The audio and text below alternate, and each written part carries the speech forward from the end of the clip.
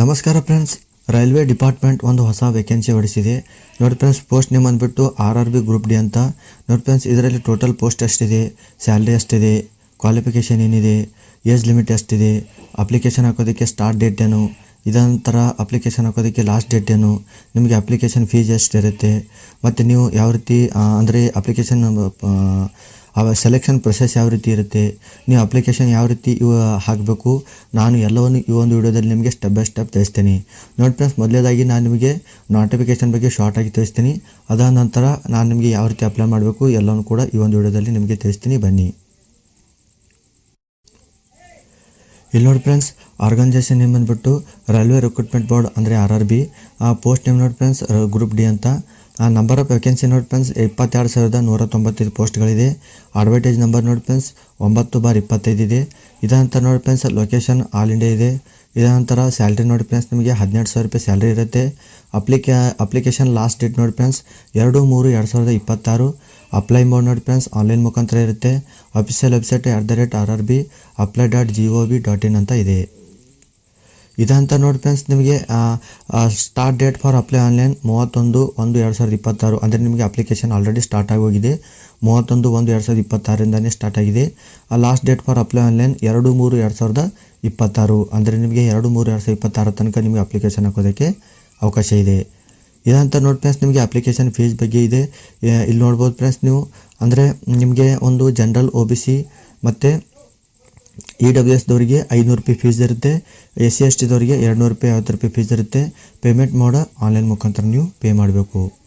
ಇದಂತ ನೋಡಿ ಫ್ರೆಂಡ್ಸ್ ನಿಮಗೆ ಮಿನಿಮಮ್ ಏಜ್ ಎಷ್ಟು ಇರಬೇಕು ಅಂದರೆ 18 ವರ್ಷ ಇರಬೇಕು. ಮ್ಯಾಕ್ಸಿಮಮ್ ಏಜ್ 33 ವರ್ಷ ಇರಬೇಕು. The age relaxation applicable as per rules. ಇದರ ಅರ್ಥ ನಾನು ಇದೇ ವಿಡಿಯೋದ ಡಿಸ್ಕ್ರಿಪ್ಷನಲ್ಲಿ ನೋಟಿಫಿಕೇಷನ್ ಲಿಂಕ್ ಕೊಟ್ಟಿದ್ದೀನಿ. ನೀವು ಅದನ್ನು ಡೌನ್ಲೋಡ್ ಮಾಡಿಕೊಂಡು ನಿಮ್ಗೆ ಏನಾದರೂ ಏಜ್ ಇನ್ನೂ ಜಾಸ್ತಿ ಬೇಕು ಅಂದರೆ, ಏಜ್ ರಿಲ್ಯಾಕ್ಸೇಷನ್ ಬೇಕು ಅಂದರೆ ನೀವು ನೋಟಿಫಿಕೇಷನ್ನ ನೀಟಾಗಿ ನೋಡಿಕೊಂಡು ಆಮೇಲೆ ಅಪ್ಲೈ ಮಾಡ್ಬೋದು. ಇದಂತ ನೋಡಿ ಫ್ರೆಂಡ್ಸ್ ಪೋಸ್ಟ್ ನೇಮ್ ಬಂದುಬಿಟ್ಟು ಗ್ರೂಪ್ ಡಿ ಅಂತ. Total vacancy 22,195 ವೇಕೆನ್ಸಿಗಳಿದೆ. ಇದಂತ ನೋಡಿ ಫ್ರೆಂಡ್ಸ್ ಇಲ್ಲಿ ಎಲಿಜಿಬಿಲಿಟಿ ಕ್ರೈಟೇರಿಯಾ ಬಗ್ಗೆ ಕೊಟ್ಟಿದ್ದಾರೆ, ಇಲ್ಲಿ ನೋಡ್ಬೋದು ನೋಡಿ. ನೀವು ಈ ಒಂದು ಪೋಸ್ಟ್ಗೆ ಅಪ್ಲೈ ಮಾಡೋದಕ್ಕೋಸ್ಕರ ನೀವು 10th ಪಾಸ್ ಔಟ್ ಆದರೆ ಸಾಕು. ಜೊತೆಗೆ ನೀವು ಏನಾದರೂ ITI ಮಾಡಿದರೆ ತೀರಾ ನಿಮಗೆ ಹೆಲ್ಪ್ ಆಗುತ್ತೆ. ನೀವು ITI ಜೊತೆಗೆ ಅಪ್ರೆಂಟಿಸ್ ಏನಾದರೂ ಮಾಡಿದರೆ ನಿಮಗೆ ರಿಸರ್ವೇಷನ್ ಇರುತ್ತೆ. ಇದಂತ ನೋಡಿ ಫ್ರೆಂಡ್ಸ್ ನೀವು ಫಿಸಿಕಲ್ ಎಲಿಜಿಬಿಲಿಟಿ ನೋಡಿ. ನೀವು ಏನಾದರೂ ಹುಡುಗರಾಗಿದ್ದರೆ, ಮೇಲ್ ಕ್ಯಾಂಡಿಡೇಟ್ ಆಗಿದ್ದರೆ ಇಲ್ಲಿ ನೋಡ್ಬೋದು ನೀವು. Candidate should be lift and carry 35 kg weight for distance 100 metre in 2 minutes. ಅಂದರೆ ನೀವು 35 kg 100 ಮೀಟರ್ ತೊಗೊಂಡು ಓಡಬೇಕು, ಅದು ಕೇವಲ 2 ನಿಮಿಷದಲ್ಲಿ. ಅದು ಪಾಸ್ ಆದ ನಂತರ ನಿಮಗೆ 1000 ಮೀಟರ್ದು ಒಂದು ರನ್ನಿಂಗ್ ಇರುತ್ತೆ ನೋಡಿ ಫ್ರೆಂಡ್ಸ್. ನಿಮಗೆ ಅಂದರೆ 1 ಕಿಲೋಮೀಟರ್ ರನ್ನಿಂಗ್ನ ಕೇವಲ ನೀವು 4 ನಿಮಿಷ 15 ಸೆಕೆಂಡಲ್ಲಿ ಮುಗಿಸ್ಬೇಕು, ಅದು ಕೇವಲ ಒಂದೇ ಚಾನ್ಸ್ನಲ್ಲಿ. ನೀವೇನಾದರೂ ಫೀಮೇಲ್ ಆಗಿದ್ದರೆ, ಹುಡುಗಿಯರಾಗಿದ್ದರೆ ನೋಡಿ ನೀವು 20 kg 100 ಮೀಟರ್ ಓಡಬೇಕು, ಅದು 2 ನಿಮಿಷದಲ್ಲಿ. 20 kg ತೊಗೊಂಡು 100 ಮೀಟರ್ನ ಕೇವಲ 2 ನಿಮಿಷದಲ್ಲಿ ಓಡಿ ಪಾಸ್ ಆಗಬೇಕು. ಪಾಸ್ ಆದ ನಂತರ ನೋಡಿ ನಿಮಗೆ 1 ಕಿಲೋಮೀಟರ್ ಅಂದರೆ 1000 ಮೀಟರ್ ರನ್ನಿಂಗ್ ಇರುತ್ತೆ, ಅದು 5 ನಿಮಿಷ 40 ಸೆಕೆಂಡ್ಗಳಲ್ಲಿ ಕೇವಲ ಒಂದೇ ಚಾನ್ಸ್ನಲ್ಲಿ ಓಡಿ ನೀವು ಪಾಸ್ ಆಗಬೇಕು. ಇದರ ನಂತರ ಹೌ ಟು ಅಪ್ಲೈ ನೋಡಿ ಫ್ರೆಂಡ್ಸ್. ನಾನು ಇದೇ ವಿಡಿಯೋದ ಡಿಸ್ಕ್ರಿಪ್ಷನ್ನಲ್ಲಿ ವೆಬ್ಸೈಟ್ನ ಲಿಂಕ್ ಕೊಟ್ಟಿದ್ದೀನಿ. ನೀವು ಅದ್ರ ಮೇಲೆ ಕ್ಲಿಕ್ ಮಾಡಿದ್ರೆ ಸಾಕು, ಡೈರೆಕ್ಟಾಗಿ ಈ ವೆಬ್ಸೈಟ್ ಮೇಲೆ ಬಂದುಬಿಡ್ತೀರ. ಬಂದಾಗ ಇಲ್ಲಿ ನೋಡಿ ಫ್ರೆಂಡ್ಸ್ ಇದ್ರ ಮೇಲೆ ಕ್ಲಿಕ್ ಮಾಡಿ. ಕ್ರಿಯೇಟ್ ಆ್ಯನ್ ಅಕೌಂಟ್ ಅಂತ ಇದೆಯಲ್ಲ, ಇದ್ರ ಮೇಲೆ ಕ್ಲಿಕ್ ಮಾಡಿ. ಕ್ಲಿಕ್ ಮಾಡಿದಾಗ ನೋಡಿ ಫ್ರೆಂಡ್ಸ್ ನಿಮಗೆ ಇಲ್ಲಿ ಒಂದು ಇನ್ಸ್ಟ್ರಕ್ಷನ್ ಹೇಳ್ತಾ ಇದೆ. Candidate who have already created account for any CEN issued by RRB. ಅಂದರೆ ನೀವು 2024-25 ಆಲ್ರೆಡಿ ನೀವು ಏನಾದರೂ ರಿಜಿಸ್ಟ್ರೇಷನ್ ಮಾಡ್ಕೊಂಡಿದ್ರೆ ನೀವು ಮತ್ತೆ ರಿಜಿಸ್ಟ್ರೇಷನ್ ಮಾಡೋ ಅವಶ್ಯಕತೆ ಇಲ್ಲ. ನೀವು ಡೈರೆಕ್ಟಾಗಿ ನೋಡಿ ಇಲ್ಲಿ ಲಾಗಿನ್ ಮೇಲೆ ಕ್ಲಿಕ್ ಮಾಡಿಕೊಂಡು ನಿಮ್ಮ ಒಂದು ಅಪ್ಲಿಕೇಶನ್ನ ಫಿಲ್ ಮಾಡ್ಬೋದು. ನೀವೇನಾದರೂ ಹೊಸಬರಾಗಿದ್ದರೆ ಕ್ರಿಯೇಟ್ ಆನ್ ಅಕೌಂಟ್ ಮೇಲೆ ಕ್ಲಿಕ್ ಮಾಡಿಕೊಂಡು ಓಕೆ ಮೇಲೆ ಕ್ಲಿಕ್ ಮಾಡಿ. ಓಕೆ ಮೇಲೆ ಕ್ಲಿಕ್ ಮಾಡಿದಾಗ ನೋಡಿ ಫ್ರೆಂಡ್ಸ್ ನಿಮಗೆ ಬೇಸಿಕ್ ಡೀಟೇಲ್ಸ್ನ ಮೊದಲು ನೀವು ಹಾಕಬೇಕು. ಮೊದಲನೇದಾಗಿ ನೋಡಿ ಫ್ರೆಂಡ್ಸ್ ಫುಲ್ ನೇಮ್, ನಿಮ್ಮ 10th ಮಾರ್ಕ್ಸ್ ಕಾರ್ಡ್ನಲ್ಲಿ ಯಾವ ರೀತಿ ನಿಮ್ಮ ಹೆಸರಿದೆ ಅದೇ ರೀತಿ ಇಲ್ಲಿ ಹಾಕಬೇಕು. ಇದರ ನಂತರ ರೀಟೈಪ್ ಫುಲ್ ನೇಮ್, ಅಂದರೆ ಮತ್ತೊಮ್ಮೆ ನಿಮ್ಮ ಒಂದು ಹೆಸರು ಹಾಕಿ, ನಿಮ್ಮ 10th ಮಾರ್ಕ್ಸ್ ಕಾರ್ಡ್ನಲ್ಲಿ ಯಾವ ರೀತಿ ಇದೆ ಅದೇ ರೀತಿ ಹಾಕಿ. ನೀವೇನಾದರೂ ಹೆಸರು ಚೇಂಜ್ ಮಾಡಿದ್ರೆ ಎಸ್ ಅಂತ ಹಾಕಿ, ಹೆಸರು ಚೇಂಜ್ ಮಾಡಿಲ್ಲ ಅಂದರೆ ನೋ ಅಂತ ಚಾಯ್ಸ್ ಮಾಡ್ಕೊಳ್ಳಿ. ಇದರ ನಂತರ ನಿಮ್ಮ ಒಂದು date of birth 10th marks ಕಾರ್ಡ್ನಲ್ಲಿ ಯಾವ ರೀತಿ ಇದೆ ಅದೇ ರೀತಿ ಹಾಕಬೇಕು. ಇದರ ನಂತರ ರೀಟೈಪ್ ಡೇಟ್ ಆಫ್ ಬರ್ತ್ ಹಾಕಿ. ಇದರ ನಂತರ ಸೆಲೆಕ್ಟ್ ಜೆಂಡರ್, ನಿಮ್ಮ ಮೇಲ ಫಿಮೇಲ ಹುಡುಗ ಅಥವಾ ಹುಡುಗಿನ ಅದನ್ನು ಇಲ್ಲಿ ಚಾಯ್ಸ್ ಮಾಡ್ಕೊಳ್ಳಿ. ಮತ್ತೊಮ್ಮೆ ರೀಸೆಲೆಕ್ಟ್ ಜೆಂಡರ್ ಚಾಯ್ಸ್ ಮಾಡ್ಕೊಳ್ಳಿ. ಫಾದರ್ ನೇಮ್ ಅಂದರೆ ನಿಮ್ಮ ತಂದೆ ಹೆಸರು ಹಾಕಿ. ಇದರ ನಂತರ ರೀಡ್ ಟೈಪ್ ಫಾದರ್ ನೇಮ್ ಹಾಕಿ. ಇದರ ನಂತರ ನಿಮ್ಮ ಒಂದು ಮದರ್ ನೇಮ್ ಅಂದರೆ ನಿಮ್ಮ ತಾಯಿ ಹೆಸರು ಹಾಕಿ. ರೀಡ್ ಟೈಪ್ ಮದರ್ ನೇಮ್ ಹಾಕಿ. ಹಾಕಿದ ನಂತರ ತಗೊಳ್ಳಿ ಸ್ಕ್ರೋಲ್ ಮಾಡಿದಾಗ ಇಲ್ಲಿ ನೋಡಿ ಫ್ರೆಂಡ್ಸ್ ಕಾಂಟ್ಯಾಕ್ಟ್ ಡೀಟೇಲ್ಸ್ ಇರುತ್ತೆ. ಇಲ್ಲಿ ನಿಮ್ಮ ಒಂದು ಇಮೇಲ್ ಅಡ್ರೆಸ್ ಹಾಕಿ. ಇದರ ನಂತರ ನಿಮ್ಮ ಮೊಬೈಲ್ ನಂಬರ್ ಹಾಕಿ. ಎರಡಕ್ಕೂ ಕೂಡ ಇಲ್ಲಿ ಅಂದರೆ ಇಮೇಲ್ಗೆ ಒಂದು OTP ಬರುತ್ತೆ, ಅದನ್ನು ಇಲ್ಲಿ ಹಾಕಿ. ಮೊಬೈಲ್ಗೆ OTP ಬಂದದನ್ನ ಇಲ್ಲಿ ಕೆಳಗಡೆ ಹಾಕಿ. ಇದಂತ ನೋಡಿ friends verification through Aadhaar card ಅಂತ ಕೇಳ್ತೆ. ಇದ್ರ ಮೇಲೆ ಕ್ಲಿಕ್ ಮಾಡಿದಾಗ ಇಲ್ಲಿ ನೋಡಿ ಆಧಾರ್ ಕಾರ್ಡ್ ನಂಬರ್ ಹಾಕಿ. ಆಧಾರ್ ಕಾರ್ಡ್ಗೆ ಯಾವ ಮೊಬೈಲ್ ನಂಬರ್ ಲಿಂಕ್ ಇದೆ ಆ ಒಂದು ಮೊಬೈಲ್ ನಂಬರಿಗೆ ಒಂದು OTP ಬರುತ್ತೆ, ಅದನ್ನು ಇಲ್ಲಿ ಹಾಕಿ.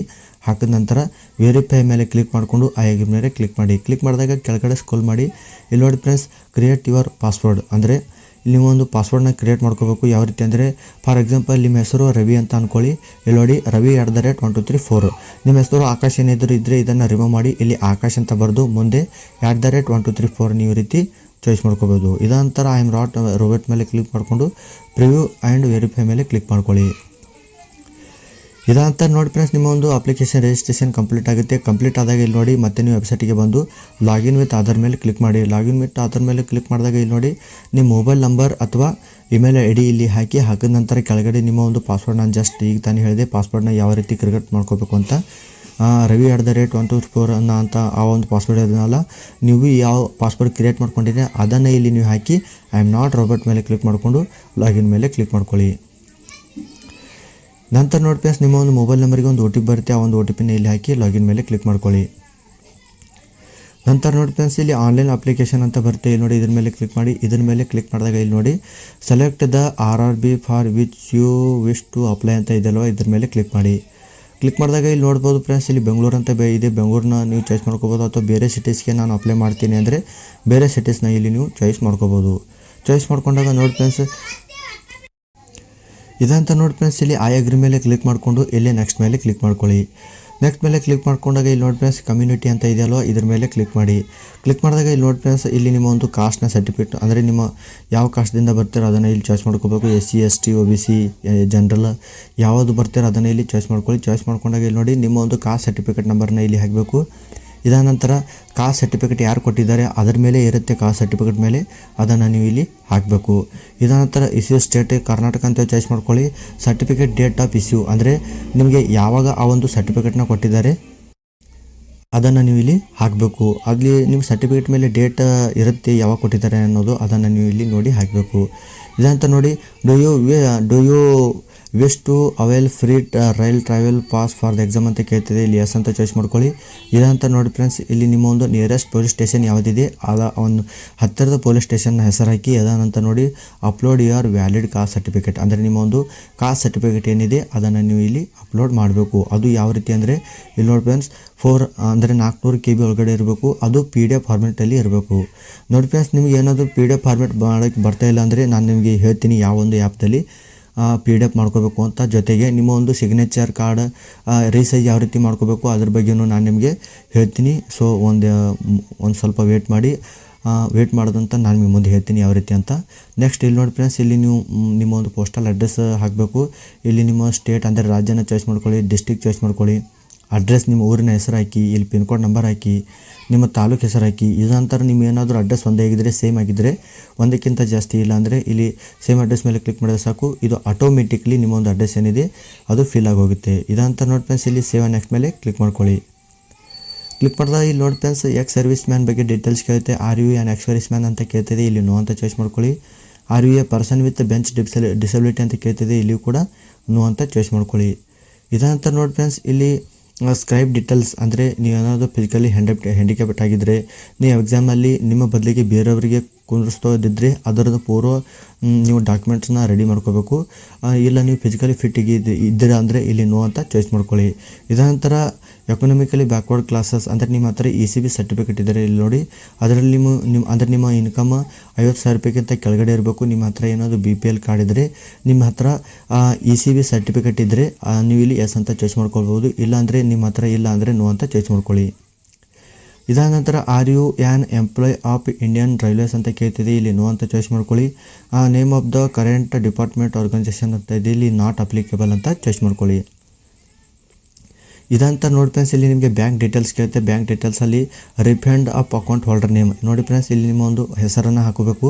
ಹೆಸರು ಹಾಕಿದ ನಂತರ ಇಲ್ಲಿ ನೋಡಿ ಅಂದರೆ ನಿಮ್ಮ ಪಾಸ್ಬುಕ್ನಲ್ಲಿರೋ ಹೆಸರು ಹಾಕಬೇಕು. ಅದ ನಂತರ ನಿಮ್ಮ ಅಕೌಂಟ್ ನಂಬರ್ ಹಾಕಿ, ಇದ ನಂತರ ಮತ್ತೊಮ್ಮೆ ನಿಮ್ಮ ಒಂದು ಅಕೌಂಟ್ ನಂಬರ್ ಹಾಕಿ, ಇದ ನಂತರ IFSC ಕೋಡ್, ನಿಮ್ಮ ಬ್ಯಾಂಕ್ IFSC ಕೋಡ್ನ ಕರೆಕ್ಟಾಗಿ ನೀಟಾಗಿ ಹಾಕಿ. ಯಾಕೆಂದರೆ ನಿಮ್ಮ ಅಮೌಂಟ್ ಏನಿದೆ ಅದು ರೀಫಂಡ್ ಆಗುವಾಗ ಇದೇ ಒಂದು ಪಾಸ್ಬುಕ್ಗೆ ನಿಮ್ಮ ಅಮೌಂಟ್ ಜಮಾ ಆಗುತ್ತೆ. ಇದಂತರ ನಿಮ್ಮ ಒಂದು ಬ್ಯಾಂಕ್ ಹೆಸರು ಹಾಕಿ, ಇದಂತರ ನಿಮ್ಮ ಬ್ಯಾಂಕ್ ಅಡ್ರೆಸ್ಸನ್ನು ಹಾಕಿ, ಎಲ್ಲವೂ ಕೂಡ ನಿಮ್ಮ ಪಾಸ್ಬುಕ್ಕಲ್ಲಿ ಇರುತ್ತೆ. ಸೇಮ್ ಅದೇ ರೀತಿ ನೋಡಿ ನೀವು ಇಲ್ಲಿ ಹಾಕಿ ಸೇವ್ ಆ್ಯಂಡ್ ನೆಕ್ಸ್ಟ್ ಮೇಲೆ ಕ್ಲಿಕ್ ಮಾಡ್ಕೊಳ್ಳಿ. ಇದಂತ ನೋಡಿ ಫ್ರೆಂಡ್ಸ್ ನಿಮ್ಮ ಒಂದು ಕ್ವಾಲಿಫಿಕೇಷನ್, ನಿಮ್ಮ ಎಜುಕೇಷನ್ ಡೀಟೇಲ್ಸ್ನ ಹಾಕಬೇಕು. ಮೊದಲೇದಾಗಿ ನಿಮ್ಮ 10th ಡೀಟೇಲ್ಸ್ ಹಾಕಿ SSLC ಅಂತ. ಇಲ್ಲಿ ನೋಡಿ ಫ್ರೆಂಡ್ಸ್ ಮೊದಲೇದಾಗಿ ನಿಮ್ಮ ಒಂದು ರೋಲ್ ನಂಬರ್, ಅದ ನಂತರ ಸರ್ಟಿಫಿಕೇಟ್ ಸೀರಿಯಲ್ ನಂಬರ್. ಸರ್ಟಿಫಿಕೇಟಲ್ಲಿ ಲೆಫ್ಟ್ ಸೈಡಲ್ಲಿ ಎಲ್ಲಕ್ಕಿಂತ ಮೇಲೆ ಸರ್ಟಿಫಿಕೇಟ್ ಸೀರಿಯಲ್ ನಂಬರ್ ಇರುತ್ತೆ. ಸೇಮ್ ಅದರ ಕೆಳಗಡೆನೇ ಸ್ವಲ್ಪ ಕೆಳಗಡೆ ಬಂದರೆ ಸಾಕು, ಅಲ್ಲಿ ನಿಮ್ಮೊಂದು ರೋಲ್ ನಂಬರ್ ಇರುತ್ತೆ. ಆ ನಿಮ್ಮೊಂದು ರೋಲ್ ನಂಬರ್ನಲ್ಲಿ ಹಾಕಬೇಕು. ಇದಂತರ ಇಲ್ಲಿ ಸ್ಟೇಟ್, ರಾಜ್ಯ ಕರ್ನಾಟಕ ಅಂತ ಚಾಯ್ಸ್ ಮಾಡ್ಕೊಳ್ಳಿ. ಇಲ್ಲಿ ಯಾವ ಜಿಲ್ಲೆಯಿಂದ ಬರ್ತೀರಾ ಆ ಒಂದು ಇಲ್ಲಿ ಏನಂದರೆ ನಿಮ್ಮ ಎಜುಕೇಷನ್ ಅಂದರೆ ಯಾವ ಒಂದು ರಾಜ್ಯದಲ್ಲಿ ನೀವು ಒಂದು ಎಜುಕೇಷನ್ ಮುಗಿಸಿದ್ರೆ ಅದನ್ನು ಇಲ್ಲಿ ಹಾಕಬೇಕು. ಅದನಂತರ ನಿಮ್ಮ ಎಜುಕೇಷನ್ ಯಾವ ಜಿಲ್ಲೆಯಲ್ಲಿ ಮುಗಿದಿದೆ ಅದನ್ನು ನೀವು ಇಲ್ಲಿ ಹಾಕಬೇಕು. ಇದಂತ ನೋಡಿ ಫ್ರೆಂಡ್ಸ್ ಇಲ್ಲಿ ನಿಮ್ಮ ಒಂದು 10th ಅಂದರೆ ಬೋರ್ಡ್ ನೇಮ್ ಇರುತ್ತೆ. ನಿಮ್ಮ 10th ಮಾರ್ಕ್ಸ್ ಕಾರ್ಡ್ ಮೇಲೆ ನಿಮ್ಮ ಒಂದು ಡಿಪಾರ್ಟ್ಮೆಂಟ್ ಬೋರ್ಡ್ ನೇಮ್ ಇರುತ್ತೆ, ಅಂದರೆ ಕರ್ನಾಟಕ ಸೆಕೆಂಡರಿ ಎಕ್ಸಾಮಿನೇಷನ್ ಬೋರ್ಡ್ ಅಂತ. ಅದನ್ನು ನೀವು ಇಲ್ಲಿ ಹಾಕಬೇಕು. ಅದನ್ನು ಬರೆದ ನಂತರ ಡೇಟ್ ಆಫ್ ಪಾಸಿಂಗ್, ನೀವು ಯಾವ ವರ್ಷ ಪಾಸ್ ಆಗಿದ್ದೀರಾ ಅದನ್ನು ನೀವು ಇಲ್ಲಿ ಹಾಕಿ. ಅದ ನಂತರ ನೋಡಿ ಫ್ರೆಂಡ್ಸ್ ಇಲ್ಲಿ ಕ್ವಾಲಿಫಿಕೇಷನ್ ಅಂತ ಬರುತ್ತೆ, ಅದ್ರ ಮೇಲೆ ಕ್ಲಿಕ್ ಮಾಡಿ. ಇದ್ರ ಮೇಲೆ ಕ್ಲಿಕ್ ಮಾಡಿದಾಗ ಇಲ್ಲಿ ನೋಡಿ ಫ್ರೆಂಡ್ಸ್ ಇಲ್ಲಿ ನೋಡ್ಬೋದು ನೀವು ITI second year degree, bachelors degree, master degree ಎಲ್ಲೋ ಬರುತ್ತೆ. ನೀವು ಯಾವ ಎಕ್ಸಾಮ್ ಅಂದರೆ ನಿಮಗೆ ಯಾವ ಒಂದು ಎಜುಕೇಷನ್ ಮುಗಿದಿದೆ ಅದನ್ನು ನೀವು ಇಲ್ಲಿ ಚಾಯ್ಸ್ ಮಾಡ್ಕೊಳ್ಳಿ. ನಂತರ ನೋಡಿ ಫ್ರೆಂಡ್ಸ್ ಇಲ್ಲಿ ನಾನು ITI ಮಾಡಿದ್ದೀನಿ, ಸೊ ITI ಚಾಯ್ಸ್ ಮಾಡ್ಕೊಂಡಿದ್ದೀನಿ. ಇಲ್ಲಿ ನೋಡ್ಬೋದು ITI ಚಾಯ್ಸ್ ಮಾಡ್ಕೊಂಡ ನಂತರ ಟ್ರೇಡ್ ಎನಿ ಡಿಸಿಪ್ಲಿನ್ ಅಂತ ಚಾಯ್ಸ್ ಮಾಡ್ಕೊಳ್ಳಿ. ನೀವು ಯಾವ ಒಂದು ಅಂದರೆ ನಿಮ್ಮ ಒಂದು ಎಜುಕೇಷನ್ ಯಾವ ಸ್ಟೇಟ್ದಲ್ಲಿ ಮುಗಿಸಿದ್ರೆ ಅದನ್ನು ಇಲ್ಲಿ ಸ್ಟೇಟ್ ಚಾಯ್ಸ್ ಮಾಡ್ಕೋಬೇಕು. ಯಾವ ಜಿಲ್ಲೆಯಲ್ಲಿ ನಿಮ್ಮ ಎಜುಕೇಷನ್ ಮುಗಿದಿದೆ ಅದನ್ನು ಇಲ್ಲಿ ಹಾಕಿ. ನೇಮ್ ಆಫ್ ದ ಇನ್ಸ್ಟಿಟ್ಯೂಟ್ ಅಂದರೆ ನೀವು ಯಾವ ಇನ್ಸ್ಟಿಟ್ಯೂಟ್ದಿಂದ ನಿಮ್ಮೊಂದು ಎಜುಕೇಷನ್ ಮುಗಿಸಿದ್ರೆ ಆ ಹೆಸರು ಹಾಕಬೇಕು. ನಿಮ್ಮ ಮಾರ್ಕ್ಸ್ ಕಾರ್ಡ್ ಮೇಲೆ ಇರುತ್ತೆ, ಅದೇ ನೋಡಿ ನೀವು ಹಾಕ್ಬೋದು. ಡೇಟ್ ಆಫ್ ಪಾಸಿಂಗ್, ನಿಮ್ಮ ITI ಯಾವ ವರ್ಷ ಮುಗಿಸಿದ್ದೀರಾ ಅದನ್ನು ಇಲ್ಲಿ ಹಾಕಿ. ಅದನ್ನು ಸರ್ಟಿಫಿಕೇಟ್ ಇಶ್ಯೂಡ್ ಬೈ, ನೋಡಿ ನಿಮ್ಮ ITI ಯಾರು ಮುಗಿಸಿದ್ದೀರಾ ಅವರಿಗೆ ಗೊತ್ತಿರುತ್ತೆ ಸರ್ಟಿಫಿಕೇಟ್ ಏನು ಅಂತ. NCVT ಅಂತ ನಾನು ಚಾಯ್ಸ್ ಮಾಡ್ಕೊಂಡಿದ್ದೀನಿ. ನೀವು ಯಾವ ಒಂದು ಸರ್ಟಿಫಿಕೇಟ್ ಮುಖಾಂತರ ಪಾಸ್ ಆಗಿದ್ದೀರಾ ಅದನ್ನು ನೀವು ಇಲ್ಲಿ ಹಾಕಬೇಕು. ಇದ ನಂತರ ಸರ್ಟಿಫಿಕೇಟ್ ಟೈಪ್ನ ಚಾಯ್ಸ್ ಮಾಡ್ಕೊಳ್ಳಿ. ನ್ಯಾಷನಲ್ ಟ್ರೇಡ್ ಸರ್ಟಿಫಿಕೇಟ್ ಅಂತ ನಾನು ಚಾಯ್ಸ್ ಮಾಡ್ಕೊಂಡಿದ್ದೀನಿ ITI ಮಾಡೋದ್ರಿಂದ. ನೀವೇನಾದರೂ degree, master degree, BA second year ಮುಗಿಸಿದ್ರೆ ಇಲ್ಲಿ ನಿಮಗೆ ಏನು ಸಿಂಪಲ್ಲಾಗಿ ಏನು ಕೇಳುತ್ತೆ ಅಂದರೆ ನಿಮ್ಮ ರೋಲ್ ನಂಬರ್ ಕೇಳುತ್ತೆ. ನೀವು ಯಾವ ಜಿಲ್ಲೆಯಲ್ಲಿ ಯಾವ ಸ್ಟೇಟಲ್ಲಿ ನಿಮ್ಮ ಎಜುಕೇಷನ್ ಮುಗಿಸಿದ್ರೆ ಅದನ್ನು ಕೇಳುತ್ತೆ. ಯಾವ ಜಿಲ್ಲೆಯಲ್ಲಿ ಮುಗಿದಿದೆ ಅದನ್ನಂತ ಯೂನಿವರ್ಸಿಟಿ ನೇಮ್, ನೀವು ಯಾವ ವರ್ಷ ಪಾಸ್ ಆಗಿದ್ದೀರಾ ಅದೇ ಇಲ್ಲಿ ಕೇಳ್ತಾ ಇರುತ್ತೆ. ಸಿಂಪಲ್ಲಾಗಿ ಹಾಕಿ ಸೇವ್ ಆ್ಯಂಡ್ ನೆಕ್ಸ್ಟ್ ಮೇಲೆ ಕ್ಲಿಕ್ ಮಾಡ್ಕೊಳ್ಳಿ. ಇದಂತ ನೋಡಿ ಫ್ರೆಂಡ್ಸ್ ನಿಮ್ಮ ಒಂದು ಡಾಕ್ಯುಮೆಂಟ್ ಅಪ್ಲೋಡ್ ಬಗ್ಗೆ ಕೇಳುತ್ತೆ. ನೋಡಿ ಫ್ರೆಂಡ್ಸ್ ಕೆಳಗಡೆ ಸ್ಕ್ರೋಲ್ ಮಾಡಿ, ಕೆಳಗಡೆ ಸ್ಕ್ರೋಲ್ ಮಾಡಿದಾಗ ಇಲ್ಲಿ ನೋಡ್ಬೋದು ಕ್ಯಾಪ್ಚರ್ ಲೈವ್ ಇಮೇಜ್ ಅಂತ ಬರುತ್ತೆ, ಇದ್ರ ಮೇಲೆ ಕ್ಲಿಕ್ ಮಾಡ್ಕೊಳ್ಳಿ. ಕ್ಲಿಕ್ ಮಾಡಿದಾಗ ಇಲ್ಲಿ ನೋಡಿ ಫ್ರೆಂಡ್ಸ್ ಇಲ್ಲಿ ರೌಂಡಾಗಿ ಬರುತ್ತೆ. ಈ ಒಂದು ರೌಂಡಲ್ಲಿ ನಿಮ್ಮ ಒಂದು ಫೇಸ್ ಬರಬೇಕು. ಕ್ಲಿಯರಾಗಿ ಫೋಟೋನ ಕ್ಲಿಕ್ ಮಾಡ್ಕೊಳ್ಳಿ. ಯಾಕೆಂದರೆ ನಿಮ್ಮ ಒಂದು ಅಪ್ಲಿಕೇಶನ್ ಏನಿದೆ ಅದು ರಿಜೆಕ್ಟ್ ಆಗೋ ಚಾನ್ಸಸ್ ಇರುತ್ತೆ. ಸೊ ಫ್ರೆಂಡ್ಸ್ ಇದರಲ್ಲಿ ನೀವು 2-3 ಸಾರಿ ನಿಮ್ಮ ಒಂದು ರೆಪ್ಪೆಗಳನ್ನು ಬರೆದಾಗ ಇದು ರೆಡ್ಡಾಗಿ ಏನಿದೆ ಅದು ಹಸಿರಾಗಿ ಪರಿವರ್ತನೆ ಆಗುತ್ತೆ. ಆದಾಗ ನಿಮ್ಮ ಒಂದು ಅಪ್ಲಿಕೇಶನ್ನಲ್ಲಿ ಫೋಟೋ ಏನಿದೆ ಅದು ಸಕ್ಸಸ್ ಆಗುತ್ತೆ. ಇದಂತ ನೋಡಿ ಫ್ರೆಂಡ್ಸ್ ನಿಮ್ಮ ಒಂದು ಫೋಟೋನ ಇಲ್ಲಿ ಸಿಗ್ನೇಚರ್ ಅಪ್ಲೋಡ್ ಮಾಡಬೇಕು. ಅದು ಆ ಒಂದು ಸಿಗ್ನೇಚರ್ ನೋಡಿ 30ರಿಂದ 49 KB ಇರಬೇಕು. ನಿಮ್ಗೆ ಏನಾದರೂ ಫೋಟೋ ರೀಸೈಜ್ ಮಾಡೋಕ್ಕೆ ಬರ್ತಾ ಇಲ್ಲ ಅಂದರೆ ಪ್ಲೇಸ್ಟೋರ್ನಲ್ಲಿ ಹೋಗಿ ಫೋಟೋ ಆ್ಯಂಡ್ ಪಿಕ್ಚರ್ ರೀಸೈಜ್ ಅಂತ ಸರ್ಚ್ ಮಾಡಿ. ಇದರಲ್ಲಿ ಈಸಿಯಾಗಿ ನಿಮ್ಮ ಒಂದು ಸಿಗ್ನೇಚರ್ನ ರೀಸೈಜ್ ಮಾಡ್ಕೋಬೋದು. ಜೊತೆಗೆ ನಾನು ಈ ಹಿಂದೆ ಹೇಳಿದಾಗೆ ನಿಮ್ಮ ಒಂದು ಸರ್ಟಿಫಿಕೇಟ್ನ ಅಂದರೆ ನಿಮ್ಮ ಒಂದು ಸರ್ಟಿಫಿಕೇಟ್ PDF ಫಾರ್ಮೆಟಲ್ಲಿ ನಿಮಗೆ ಅಪ್ಲೋಡ್ ಮಾಡೋಕ್ಕೆ ಬರ್ತಾ ಇಲ್ಲ ಅಂದರೆ ಪ್ಲೇಸ್ಟೋರ್ನಲ್ಲಿ ಹೋಗಿ ಇಮೇಜ್ ಟು PDF ಕನ್ವರ್ಟರ್ ಅಂತ ಸರ್ಚ್ ಮಾಡಿ ಇದನ್ನು ಇನ್ಸ್ಟಾಲ್ ಮಾಡಿಕೊಂಡು ಇದರಲ್ಲಿ ಈಸಿಯಾಗಿ ನೀವು PDF ಫಾರ್ಮೆಟಲ್ಲಿ ಕನ್ವರ್ಟ್ ಮಾಡ್ಕೊಂಡು ಈಸಿಯಾಗಿ ಅಪ್ಲೋಡ್ ಮಾಡ್ಕೋಬೋದು. ಸೊ ಫ್ರೆಂಡ್ಸ್ ಇಲ್ಲಿ ಸಿಗ್ನೇಚರ್ ಅಪ್ಲೋಡ್ ಮಾಡಿದ ನಂತರ ಆಯಗ್ರ ಮೇಲೆ ಕ್ಲಿಕ್ ಮಾಡಿಕೊಂಡು ಸೇವ್ ನೆಕ್ಸ್ಟ್ ಮೇಲೆ ಕ್ಲಿಕ್ ಮಾಡ್ಕೊಳ್ಳಿ. ನಂತರ ಬರುತ್ತೆ ನಿಮ್ಮ ಒಂದು ಪ್ರಿಫರೆನ್ಸ್ ಅಂದರೆ ನಿಮ್ಮ ಪೋಸ್ಟ್ ಪ್ರಿಫರೆನ್ಸ್ ಬರುತ್ತೆ. ಯಾವ ಪೋಸ್ಟಿಗೆ ನೀವು ಮೊದಲು ಪ್ರಿಫರೆನ್ಸ್ ಕೊಡ್ತೀರೋ ಅದನ್ನು ನೀವು ಇಲ್ಲಿ ಚಾಯ್ಸ್ ಮಾಡ್ಕೋಬೇಕು. ಎಲ್ಲ ಪೋಸ್ಟ್ಗಳನ್ನ ಚಾಯ್ಸ್ ಮಾಡ್ಕೊಳ್ಳಿ. ಚಾಯ್ಸ್ ಮಾಡ್ಕೊಂಡಾಗ ನೋಡಿ ಫ್ರೆಂಡ್ಸ್ ಈಚೆ ಕಡೆ ಬಂದುಬಿಡುತ್ತೆ. ನನಗೆ ಯಾವ್ಯಾವ ಇಷ್ಟನೋ ಅದೇ ಮೊದಲನ್ನ ಚಾಯ್ಸ್ ಮಾಡ್ಕೊಂಡು ನೀವು ಕೂಡ ಅದೇ ರೀತಿ ಚಾಯ್ಸ್ ಮಾಡ್ಕೋಬೋದು. ಇದಂತ ನೋಡಿ ಫ್ರೆಂಡ್ಸ್ ಇಲ್ಲಿ ಆಯಗ್ರ ಮೇಲೆ ಕ್ಲಿಕ್ ಮಾಡಿ ಕೆಳಗಡೆ ಸ್ಕ್ರೋಲ್ ಮಾಡಿದಾಗ ಇಲ್ಲಿ ನೋಡಿ ಇಲ್ಲಿ ಡಿಕ್ಲರೇಷನ್ಸ್ ಅಂತ ಬರುತ್ತೆ.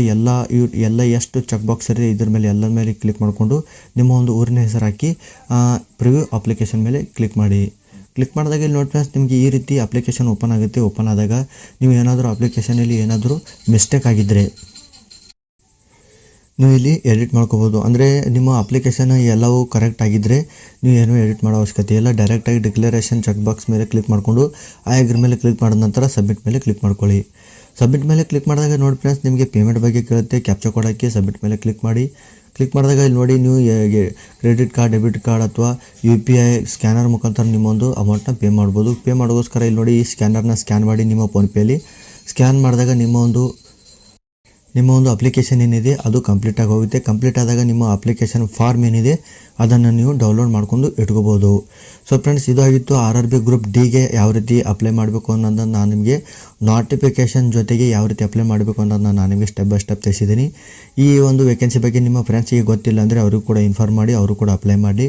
ಸೊ ಫ್ರೆಂಡ್ಸ್, ವಿಡಿಯೋ ಇಷ್ಟ ಆಗಿದ್ದರೆ ಲೈಕ್ ಮಾಡಿ, ವಿಡಿಯೋ ಇಷ್ಟ ಆಗಿದ್ದರೆ ಡಿಸ್ಲೈಕ್ ಮಾಡಿ. ಮತ್ತೆ ಸಿಗೋಣ ಮುಂದಿನ ವಿಡಿಯೋದಲ್ಲಿ. ನಮಸ್ಕಾರ.